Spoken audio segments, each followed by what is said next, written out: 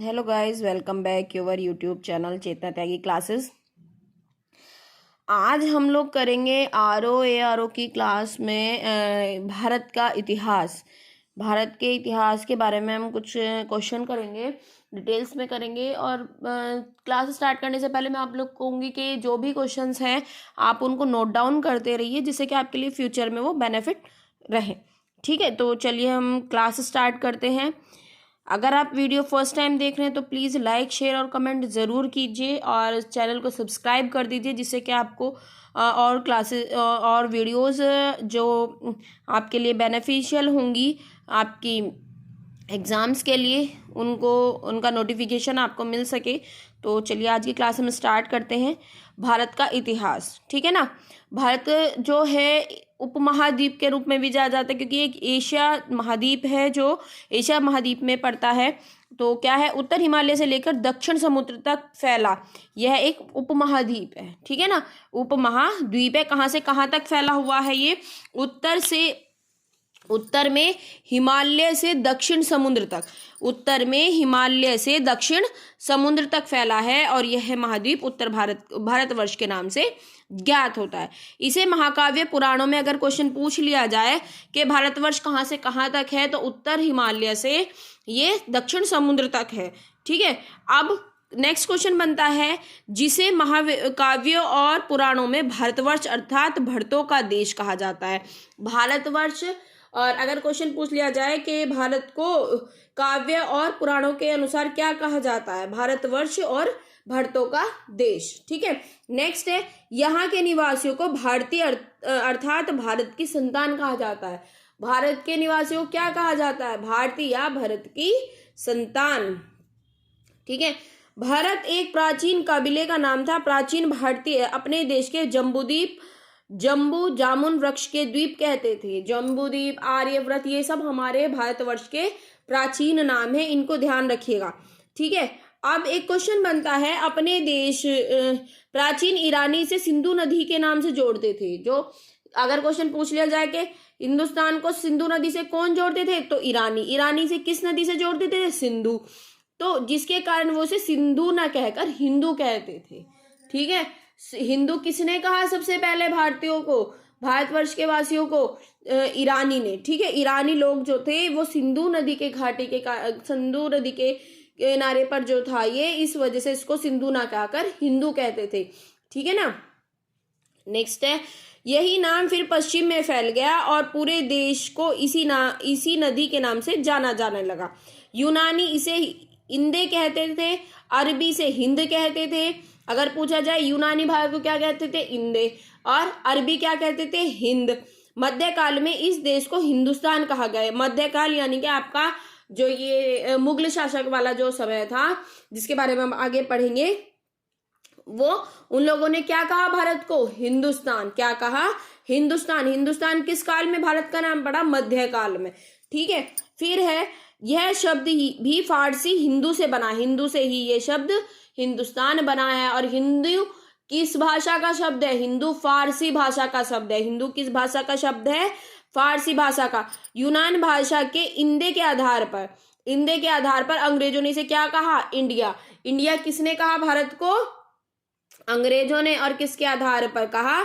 इंदे के आधार पर, ठीक है। अब आ जाइए नीचे। भारत की जनसंख्या निर्माण जिन प्रमुख नस्लों के लोगों का मिश्रण है वे इस प्रकार है: प्रोटोस्टाल, पैलियोमेरिडियन, काकयार्ड, निग्रोयार्ड और मंगोलियार्ड। ये ध्यान रखिएगा, क्वेश्चन इंपॉर्टेंट है कि भारत की जनसंख्या निर्माण जिन प्रमुख नस्लों के लोगों के मिश्रण से हुआ है वे इस प्रकार है: प्रोटोस्टेलियार्ड, पॉलियोमेट्रियार्ड, कैक्टाइड, ग्रेयाइड और मैंग्लोयार्ड, ठीक है। फिर है, सबसे पहले इतिहास को 3 भागों में बांटने का श्रेय किसे जाता है? तो किसे जाता है? क्रिस्टोहेलियस को। किसको जाता है? क्रिस्टोफोसेलियस को। और कितने भागों में बांटा? 3 भागों में। कितने भागों में बांटा? 3 भागों में। आज ही क्लास आपकी डिटेल्स में है जो भारत का इतिहास है, फिर कल इसके इसी से ही रिलेटेड हम क्वेश्चन आंसर्स करेंगे, तो ध्यान से इसको पढ़िएगा और ध्यान से लिखते भी रहिएगा, जिससे कि कल आप खुद से अपने आंसर देते रहें और अपने चेकआउट करते रहें। ठीक है, कि आपको कितना अच्छे से ये सब लर्न हुआ या नहीं हुआ।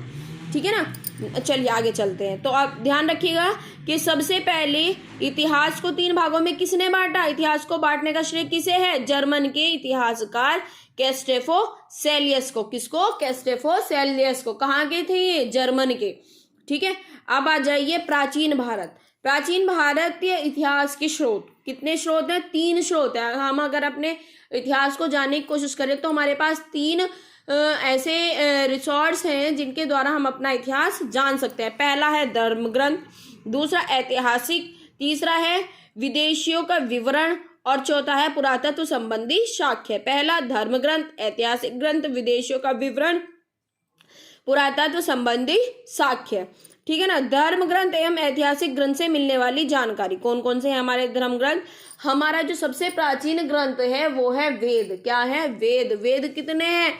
वेद हैं आपके 3। कौन कौन से वेद हैं? 3 आपके 3 वेद हैं, ऋग्वेद, यजुर्वेद, सामवेद और अथर्ववेद। ऋग्वेद, यजुर्वेद, सामवेद और आपका अथर्ववेद। ठीक है, सॉरी आपके 4 वेद हो गए। और 4 वेद में जो वेद के संलग्न करता थे, कौन है संलग्न करता वेदों के? वेदों के संलग्न करता है कृष्ण द्वापायन वेद व्यास को माना जाता है। किसे माना जाता है? वेदों के संलग्न करता कृष्ण द्वापायन वेद व्यास को माना जाता है। और वेद वासुदेव कुटुंबकम का उपदेश देते हैं। वासुदेव कुटुंबकम का जो उपदेश देते हैं। जो ये वर्ड है वासुदेव कुटुंबकम, ठीक है ना, ये वर्ड जो है वासुदेव कुटुंबकम, ये इस बार जो आपका G20 हुआ, आपका जो G20 हुआ उसकी भी ये थीम थी, वासुदेव कुटुंबकम। ठीक है, ध्यान रखिएगा। भारतीय परंपरा वेद नित्य पौराष्य को मानती है। वेद 4 हैं, अभी मैंने आपको बताया, ऋग्वेद, यजुर्वेद, सामवेद और आपका अथर्ववेद। ऋग्वेद, यजुर्वेद, सामवेद और आपका अथर्ववेद। इन चारों वेदों को जब हम एक जगह मिला देते हैं तो उसको बोलते हैं संहिता। क्या बोलते हैं चारों वेदों को? संहिता। ठीक है, अब हम सबसे पहले पढ़ेंगे ऋग्वेद के बारे में। ऋग्वेद के बारे में हम यहाँ करेंगे। सब है ऋचाओं का क्रमबद्ध ज्ञान के संग्रह को ऋग्वेद कहा जाता है। ऋचाओं के क्रमबद्ध ज्ञान को क्या कहा जाता है? ऋचाओं के क्रमबद्ध ज्ञान को ऋग्वेद कहा जाता है। ऋग्वेद में कितने मंडल हैं? ऋग्वेद में 10 मंडल हैं। ऋग्वेद में 10 मंडल, 1028 सूक्त है। अगर आपसे पूछ लिया जाए ऋग्वेद में कितने मंडल हैं, तो ऋग्वेद में 10 मंडल और 1028 सूक्त हैं। ठीक है ना। एवं इसमें 1,04,62 ऋचाएं हैं। ठीक है ना, तो ये चीज ध्यान रखिएगा। जो ऋग्वेद की ऋचाएं पढ़ता है, जो ऋग्वेद की ऋचाएं पढ़ता है उसको कहते हैं हुर्त। क्या कहते हैं? हुर्त उसको कहते हैं। ऋचाओं को पढ़ने वाले, ऋग्वेद की ऋचाओं को पढ़ने वाले व्यक्ति को क्या कहते हैं? हुर्त। ठीक है ना। इस वेद से आर्यों के राजनीतिक प्रणाली, इतिहास एवं ईश्वर की महिमा के बारे में जानकारी मिलती है। ऋग्वेद से क्या जानकारी मिलती है? ऋग्वेद से जानकारी मिलती है कि जो आर्य थे उनकी राजनीतिक प्रणाली क्या थी, इतिहास क्या था, ईश्वर की महिमा के बारे में। ठीक है, आगे इसी ऋग्वेद के बारे में ही है। जो आपका गायत्री मंत्र है, गायत्री मंत्र है, वो भी आपका ऋग्वेद से ही लिया गया है। ऋग्वेद से ही क्या लिया गया है? गायत्री मंत्र। विश्वामित्र द्वारा रचित ऋग्वेद के 30वें मंडल में सूर्य देवता सावित्री को समर्पित प्रसिद्ध गायत्री मंत्र है। ठीक है, विश्वामित्र द्वारा रचित ऋग्वेद के 30वें मंडल में सूर्य देवता सावित्री को समर्पित गायत्री मंत्र है। इसमें 9वें मंडल में देवता सोम का उल्लेख है। ठीक है, 8वें मंडल में क्या है? 8वें मंडल में हस्तलिखित ऋचाओं को खिल कहा जाता है। 8वें मंडल की ऋचाओं को क्या कहा जाता है? खिल। और जो ऋग्वेद का पाठ करते हैं उसे कहते हैं हुर्त। 8वें मंडल की ऋचाओं को कहते हैं खिल। ये ध्यान रखिएगा, कंफ्यूज मत हो जाइएगा। जो ऋचाओं का को पढ़ने वाला व्यक्ति होता है, पढ़ने वाले ऋषि होते हैं, उनको कहते हैं हुर्त। और जो आठवें मंडल की ऋचाएं हैं उनको क्या कहा जाता है, खिल। ठीक है ना।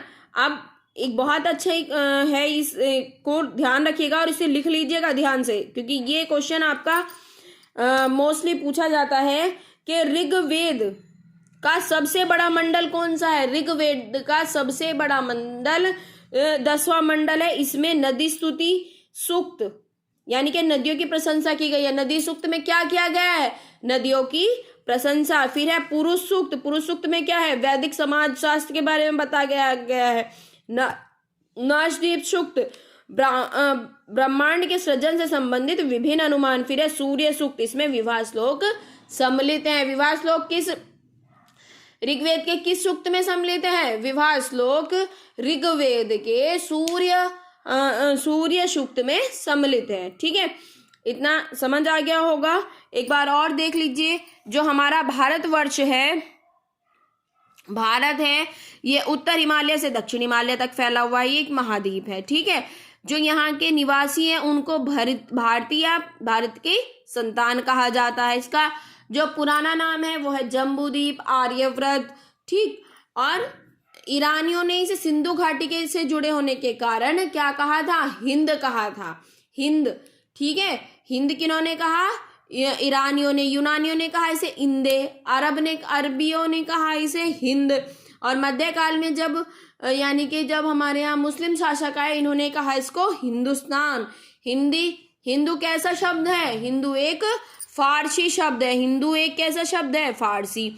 यूनानियों ने इसे इंदे कहा था, उन्हीं के आधार पर अंग्रेजों ने इसे का क्या नाम रख दिया, इंडिया। ठीक है ना।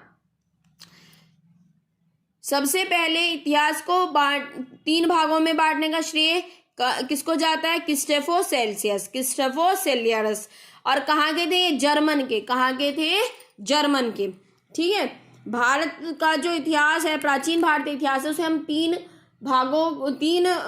चीजों से हम उसे जान सकते हैं। 4 स्रोत हैं उसके। कौन कौन से, धर्म ग्रंथ, ऐतिहासिक ग्रंथ, विदेशों का विवरण और पुरातत्व संबंधी साक्ष्य। कौन कौन से 4 स्रोत हैं जिनसे हम जान सकते हैं, धर्म ग्रंथ, ऐतिहासिक ग्रंथ, विदेशों का विवरण और पुरातत्व संबंधी साक्ष्य। ठीक है, सबसे पहले हम पढ़ेंगे जो धर्म ग्रंथ हैं उनसे कौन कौन क्या है। सबसे पहले हमारे वेद हैं। वेद हमारे कितने हैं, 4। कौन कौन से, ऋग्वेद, यजुर्वेद, सामवेद और अथर्ववेद। ठीक, 4 वेद हैं हमारे। इनके संलग्न कर्ता कौन है, कृष्ण द्वापायन वेद व्यास। कौन है इनके संलग्न कर्ता, कृष्ण द्वापायन वेद व्यास। ठीक है, और किसका उपदेश में देते हैं वेद, वासुदेव कुटुंबकम का। किसका उपदेश देते हैं, वासुदेव कुटुंबकम का। और जो वेद है, इन 4 वेदों को क्या कहा जाता है, संहिता। क्या कहा जाता है, चारों वेदों को संहिता। अब आ जाइए ऋग्वेद पे। ऋग्वेद में कितने मंडल हैं, 10। और सूक्त कितने हैं, 1028 सूक्त हैं। ऋचाएं कितनी हैं, 10,462 ऋचाएं हैं। ठीक है, जो इनको ऋचाओं को पढ़ने वाला व्यक्ति होता है उसको क्या कहते हैं, होर्त। क्या कहते हैं, होर्त। ठीक है, इसमें जो ऋग्वेद है, इसमें आपको किस चीज का जानकारी है, किसके बारे में पता लगेगा, इसमें पता लगेगा कि आर्यों की राजनीति प्रणाली कैसी थी, उनका इतिहास और उन्हें ईश्वर की महिमा के बारे में हमें किसमें पता लगेगा, ऋग्वेद में। ठीक है, और जो हमारा ये गायत्री मंत्र है, गायत्री मंत्र किस वेद से लिया गया है, अगर क्वेश्चन पूछ लिया जाए, ऋग्वेद गायत्री मंत्र किस वेद से लिया गया है, गायत्री मंत्र ऋग्वेद से लिया गया है। इसमें 8वें मंडल को हस्त ऋचाओं को क्या कहा जाता है, जो आपका ऋग्वेद है इसके 8वें मंडल की ऋचाओं को खिल कहा जाता है। क्या कहा जाता है, खिल। ऋग्वेद का सबसे बड़ा मंडल कौन सा है, ऋग्वेद का सबसे बड़ा मंडल 10वां मंडल है। ठीक है, इसमें नदी स्तुति सूक्त यानी कि नदियों की प्रशंसा की गई है। पुरुष सूक्त वैदिक समाज के बारे में बताया गया है। नाशदीप सूक्त ब्रह्मांड के सृजन से संबंधित विभिन्न अनुमान। सूर्य सूक्त विवाह श्लोक आदि सम्मिलित हैं। ठीक है, आई थिंक इतना आपको समझ आ गया होगा, क्लियर होगा। अगर इतने जितना भी आज आपकी क्लास में होगा, अगर कुछ क्वेश्चन नहीं समझ आ रहे तो आप कमेंट करके दोबारा पूछ सकते हैं। मैं नेक्स्ट क्लास में आपके जितने भी क्वेश्चन हैं उनको सॉल्व करने की कोशिश करूंगी। पर प्लीज़ वीडियो को लाइक शेयर और ज़रूर कर दीजिए, कमेंट ज़रूर किया कीजिए, जिससे कि पता लगे कि आपको समझ आया है या नहीं आया है, या मुझे और इम्प्रूवमेंट की ज़रूरत है आपको पढ़ाने के लिए। जितना जो भी है आप प्लीज़ कमेंट करके ज़रूर बताया कीजिए। और अगर आप वीडियो फर्स्ट टाइम देख रहे हैं तो प्लीज़ चैनल को सब्सक्राइब कर दीजिए, और जिससे कि आपको नोटिफिकेशन टाइम टू टाइम मिलता रहे।